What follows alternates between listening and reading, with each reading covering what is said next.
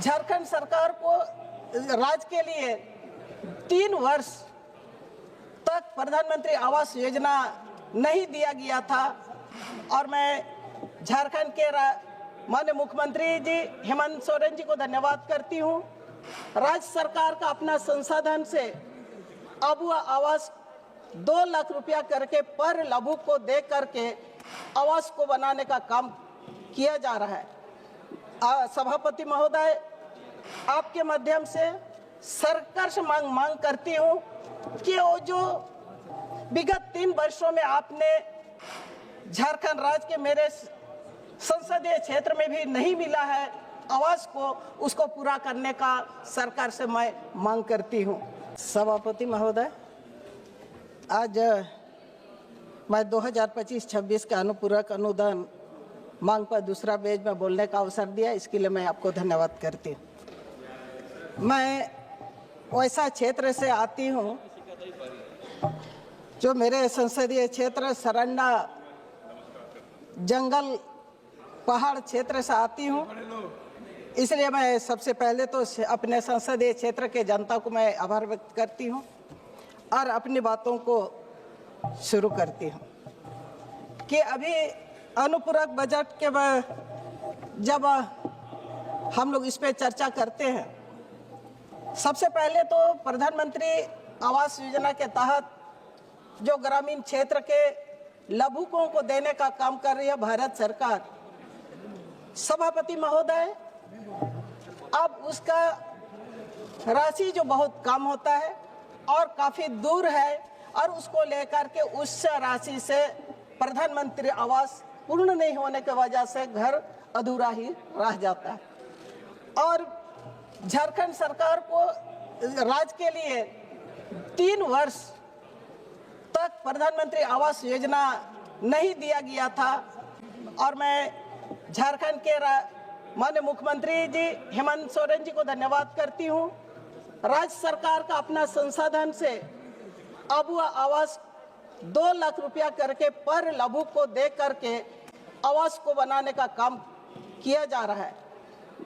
सभापति महोदय, आपके माध्यम से सरकार से मांग करती हूँ कि वो जो विगत 3 वर्षों में आपने झारखंड राज्य के मेरे संसदीय क्षेत्र में भी नहीं मिला है आवास को, उसको पूरा करने का सरकार से मैं मांग करती हूँ। उसी तरह से सड़क पुल पुलिया, सभापति महोदय, पूरा भारत देश लोग जानता है सरंडा में आए दिन आईडी विस्फोट होने के चलते सीआरपी का जवान हो, आम जान हो, हमेशा दुर्घटना होते रहता है। सभापति महोदय, आपके माध्यम से सरकार से मांग करती हूं कि प्रधानमंत्री सड़क योजना वैसा सरंडा क्षेत्र में अधिक से अधिक देने का काम करे, मैं सरकार से मांग करती हूं। उसी तरह से जल नल योजना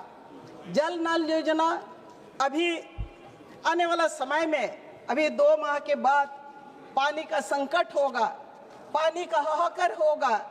जल नल योजना के तहत जितना भी जगह पर बोरिंग हुआ हो, पानी टंकी लगा हुआ हो, पानी वहां तक नहीं पहुंच पाया है। मैं आपके माध्यम से सभापति, आपके माध्यम से सरकार से मैं मांग करती हूं कि वो जितने भी जल नल योजना के तहत पानी के लिए बोरिंग किया गया था, उसको गर्मी से पहले उसको व्यवस्थित किया जाए ताकि ग्रामीण क्षेत्र के लोग पानी से किल्लत जूझना ना पड़े।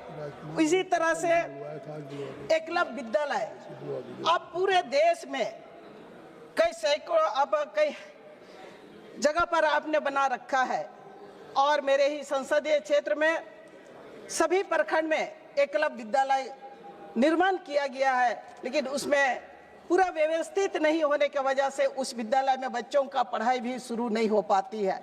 सभापति महोदय, आपके माध्यम से सरकार से उसके बारे में मांग करती हूँ।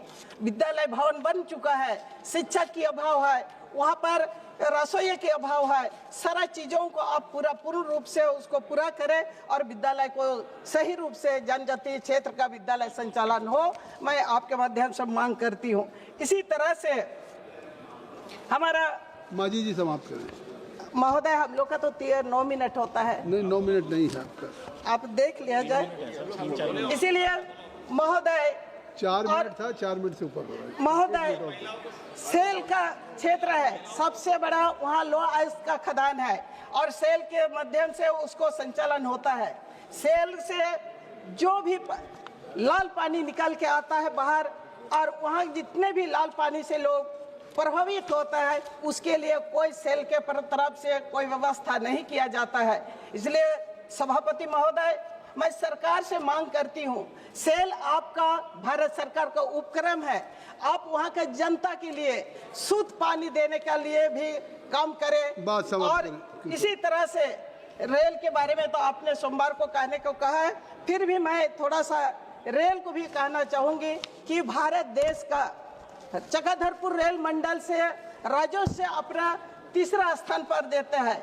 उसके बावजूद भी हम चक्रधरपुर रेल मंडल से किसी भी प्रकार का सुख सुविधा नहीं दिया जाता है। आपकी बात, इसलिए मैं आपको धन्यवाद करती हूँ। श्री अब्दुल रशीद।